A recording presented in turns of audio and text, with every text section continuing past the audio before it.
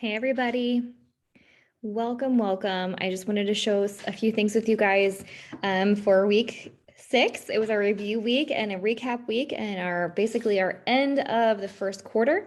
I'm really proud of all of you for all the work that you've been doing. And today we're going to go over our foundations review and our essentials recap. So fun thing about foundations is that we're continuing on with a lot of things that we've already done. We finished our fine arts 6 weeks with our final project drawing. Ask your student about those. We also had our new grammar. So this was covering some more of our Roman history. We discussed things related to, one second, I'm getting this open here. We discussed things related to our Latin, which was a repetition from our week 5. 1, 2, 3, 4, yeah, 5, 6. That was our second declension noun endings. So that goes to the new song. Us e o o, us e o o, us e o o. Singular second declension. I arm east os east, I arm east os east, I arm east os east, plural second declension. So that should be a review for your students. Math was 11s and 12s. So something that's really cool about this is that the 11s are just 11, 22, 33. So you can help your student notice that pattern there. And same thing with the 12s, although the 12s are harder because you're skip counting by a 2 in there instead of just a 1. So make sure that your students are practicing the skip countings and also really, really getting into that 1 times 11 equals 11, that whole entire factor.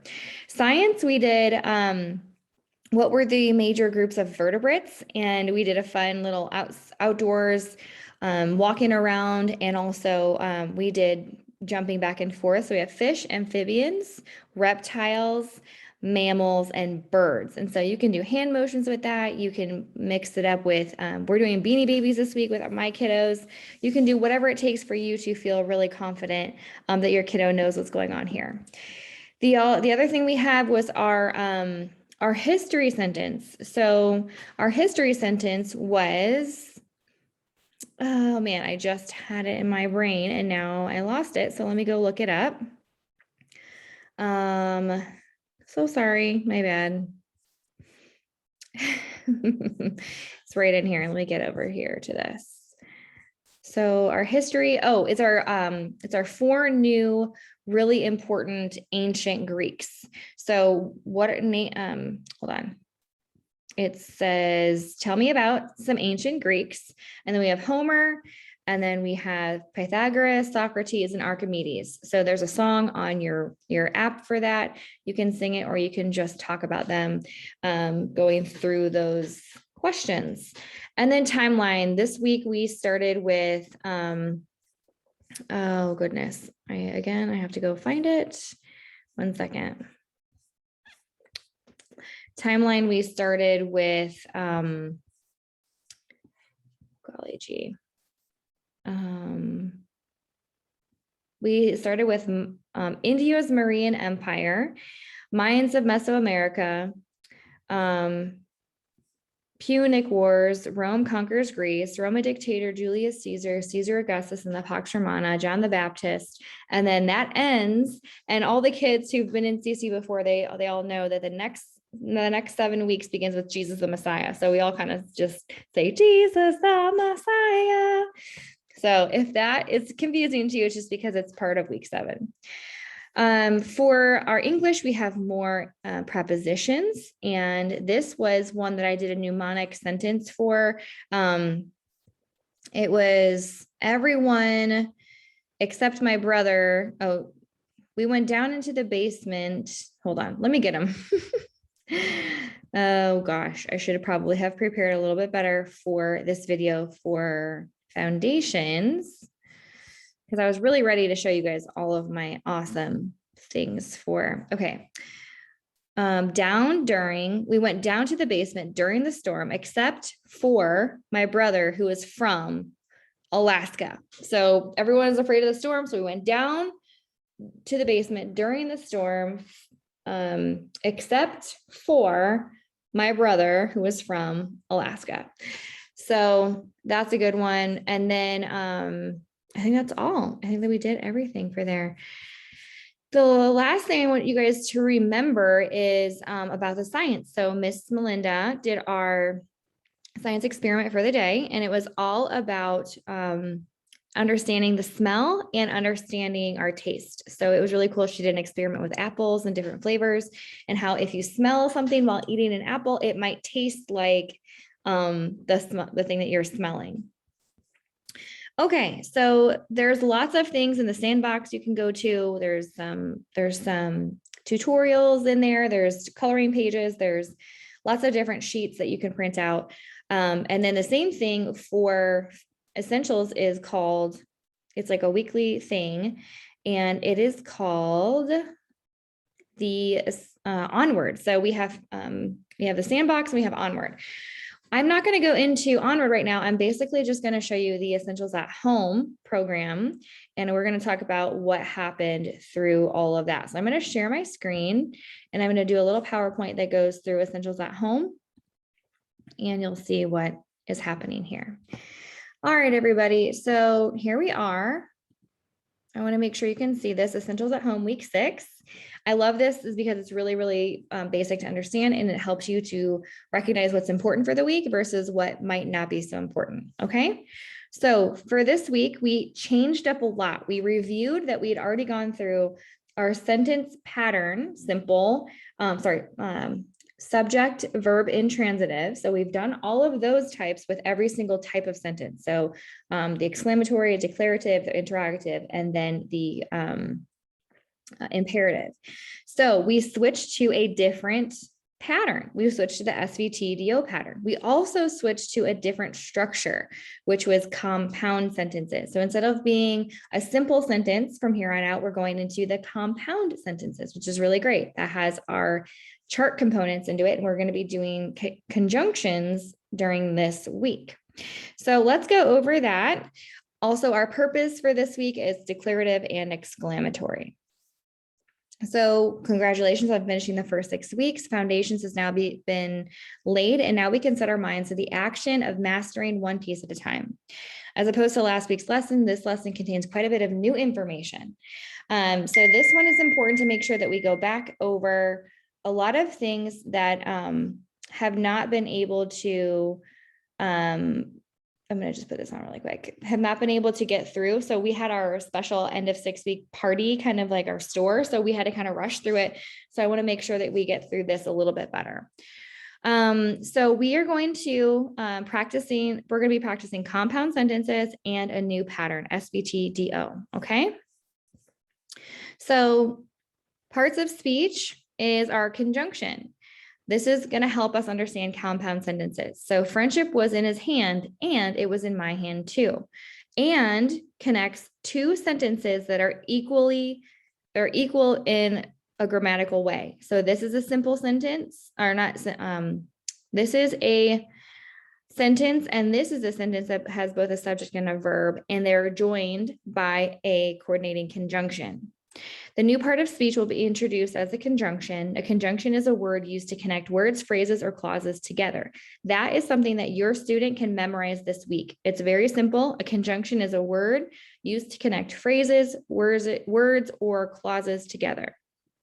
It's easy to remember the purpose of a conjunction simply by visualizing the junction in a train yard. Two trains that are fine on their own can be joined together, and they can be strong with each other. Okay, it's not a half a train and a regular train joining together. It's two full train cars joining together. Okay, take the time to read this week and getting to know the sentences in your chart G. Okay, we will also be talking about other types of coordinating or other types of conjunction, which include correlative conjunctions, subordinating conjunctions, relative pronouns, and conjunctive adverbs. So those things will be on chart G. It would see G8. It'll be on chart H as well, but you'll want to make sure that you cover it more in depth, kind of like an overview. You don't have to know every single one this week. We're mostly focusing on those coordinating conjunctions.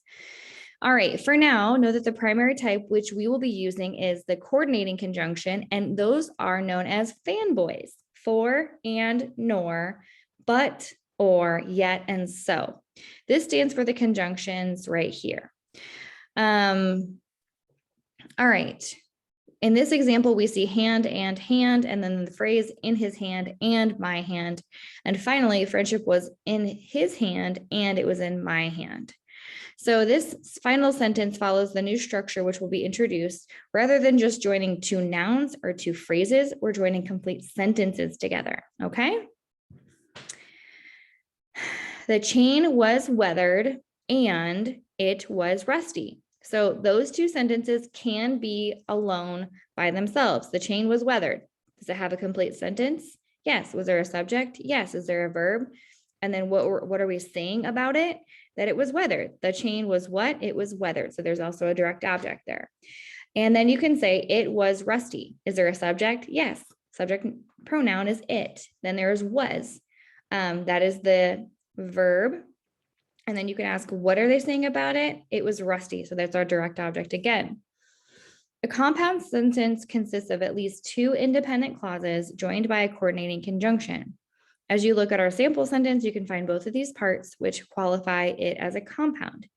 So when we read them together, make sure that your student can see that when you have a coordinating conjunction, you can find a subject and verb in sentence in part one before the conjunction and a subject and verb after the conjunction as well. All right.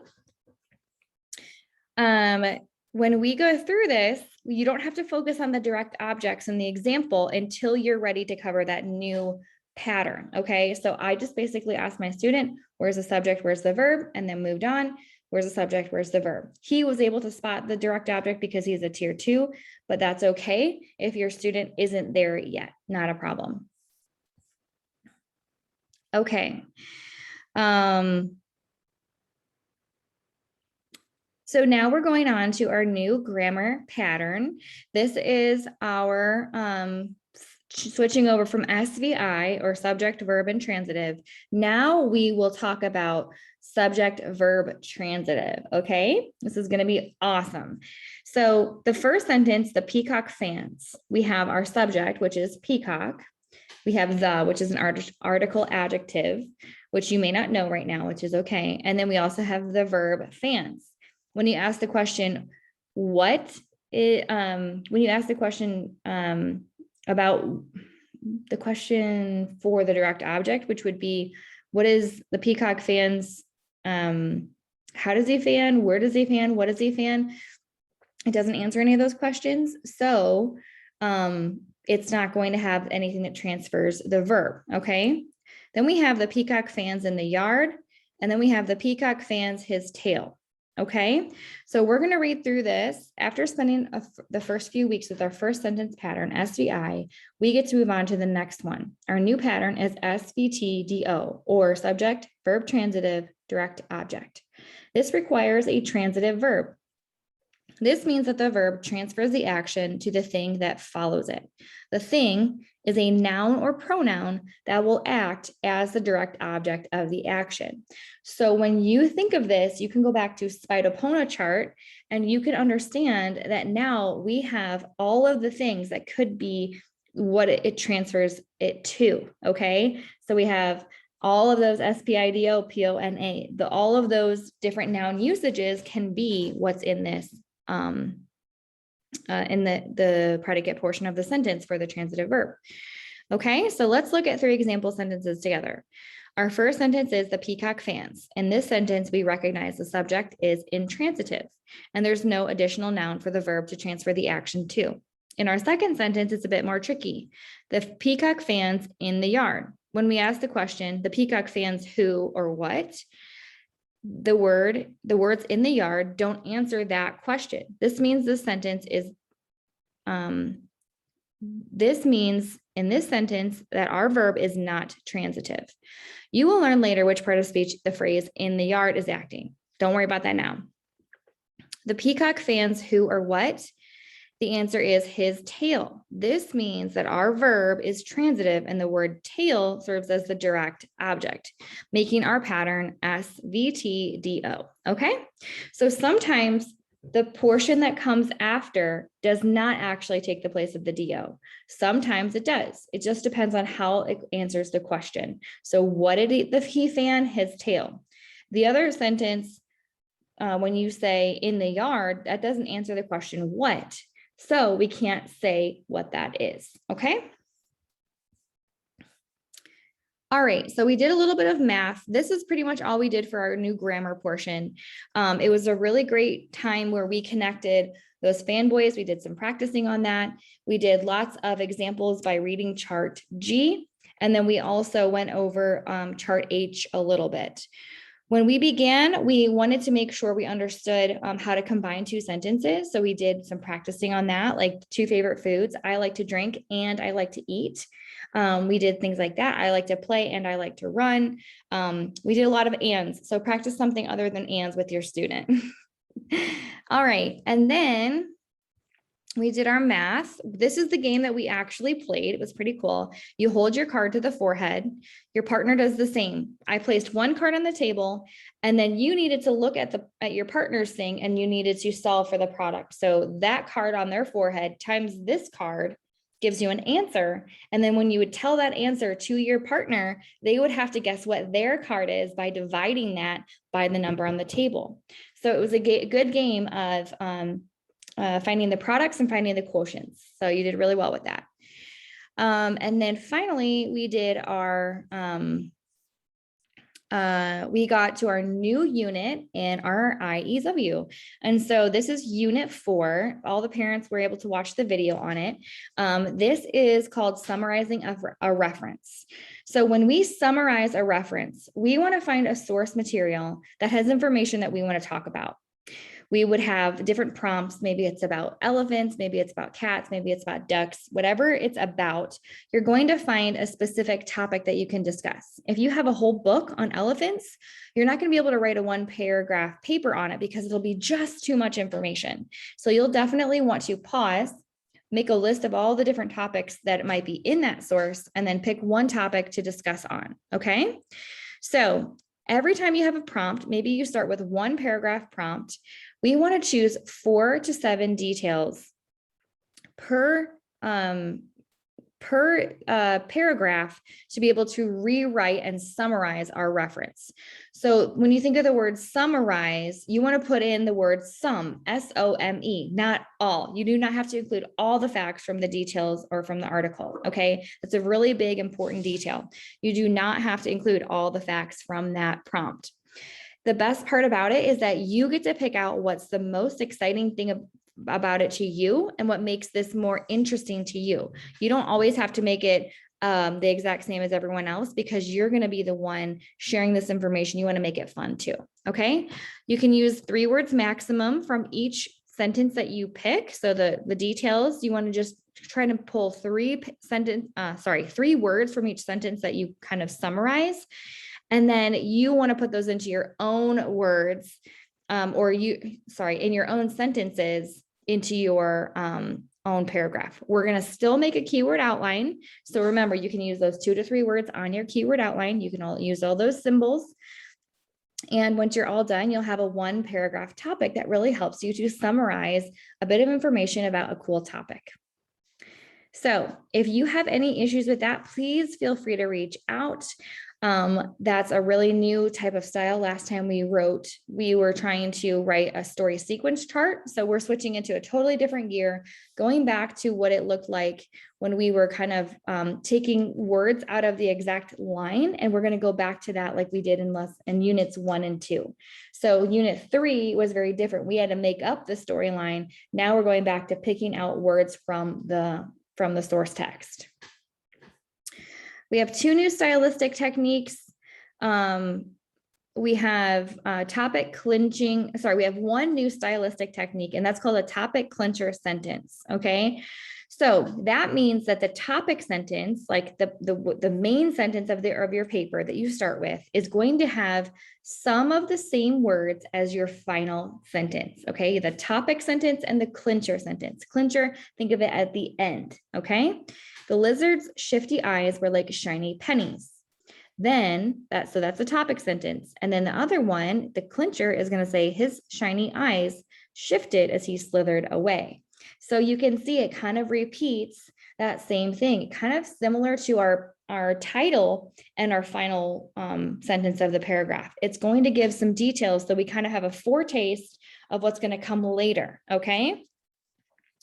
This is a really great thing to help yourself to make sure that you're pulling in all of the details and you're re-summarizing that little bit of information, okay? So topic clincher sentences.